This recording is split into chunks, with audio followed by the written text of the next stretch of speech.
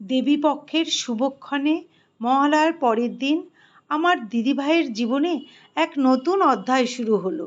সকলে মিলে তারা প্রবেশ করলেন নতুন গৃহে। প্রথমেই সাজানো হলো ঠাকুর ঘর। সুদৃশ্য সিন্নি ও ফলের আয়োজন, আলোকসজ্জা, ফুলের গন্ধে পরিবেশ ভরে উঠল। 4 জন পুরোহিত নিজের হাতে ঠাকুর ঘর সাজালেন এবং ধীরে ধীরে পূজার সূচনা করলেন। মাটির তৈরি 5টি মহাদেব পুজো হলো ভক্তি ভরে, আলাদা আচার অনুযায়ী। এরপর শুরু হলো বাড়ির চারপাশ প্রদক্ষিণের বিশেষ আচার। 2 জন ঠাকুরমশাই আমাদের 5 জন স্ত্রীকে নিয়ে বাড়ির চারপাশ প্রদক্ষিণ করালেন। একজনের হাতে শঙ্খ বাজাচ্ছেন, একজনের হাতে ধানের ডালা, একজন গঙ্গা জল ছিটাচ্ছেন, আর অন্যজনের হাতে বরণ ডালা, আর একজন উলুধ্বনি দিচ্ছেন। নারায়ণ শিলা হাতে নিয়ে পুরোহিত মন্ত্রোচ্চারণ করতে করতে আমাদের নতুন গৃহকে শুদ্ধ করলেন।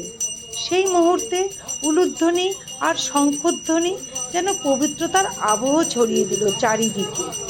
একদিকে চলছিল পূজা, আর একদিকে শুরু হলো চণ্ডী পাঠ। ব্রাহ্মণদের কণ্ঠে মন্ত্রধ্বনি প্রতিধ্বনিত হয়ে উঠছিল গোটা বাড়ি জুড়ে। কেউ নারায়ণ শিলার পুজো করছেন, কোনো ব্রাহ্মণ মহাদেবের পুজো করছেন, আবার কেউ অন্য নিয়মে পূজা পাঠ করছেন। ভক্তির এমন আবহে নতুন গৃহ যেন দেবালয়ে পরিণত হলো। পূজার মূল পর্ব শেষে আয়োজন করা হলো হোমযজ্ঞের। প্রথমেই সুন্দরভাবে সাজানো হলো হোমকুণ্ড। রঙিন আবির, ফুল আর শঙ্খের ধ্বনিতে সম্পূর্ণ ভক্তিময় পরিবেশ তৈরি হলো।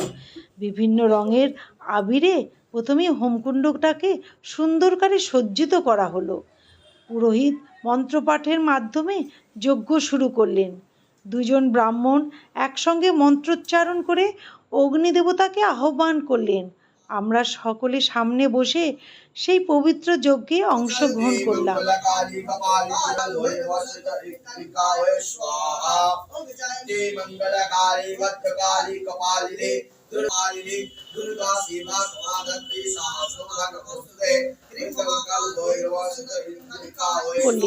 আমরা সকলে সামনে বসে সেই পবিত্র যজ্ঞে অংশগ্রহণ করলাম। শেষে এলো সেই মহত্বপূর্ণ মুহূর্ত, অঞ্জলি। পরিবারের সকলে একসঙ্গে হাত জোড় করে দেবতার উদ্দেশ্যে অঞ্জলি দিলাম।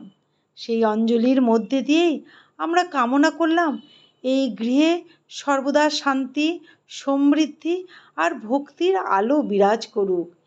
এইভাবে দেবীপক্ষের শুভক্ষণে আমার দিদিভাইয়ের গৃহপ্রবেশ অনুষ্ঠান অত্যন্ত সুন্দর, সুষ্ঠু ও ভক্তি ভরে সম্পন্ন হলো।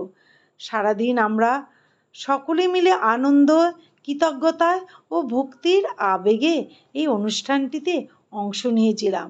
নতুন গৃহে এই প্রথম দিনের স্মৃতি আমাদের সকলের জীবনে চিরকাল অমলিন হয়ে থাকবে।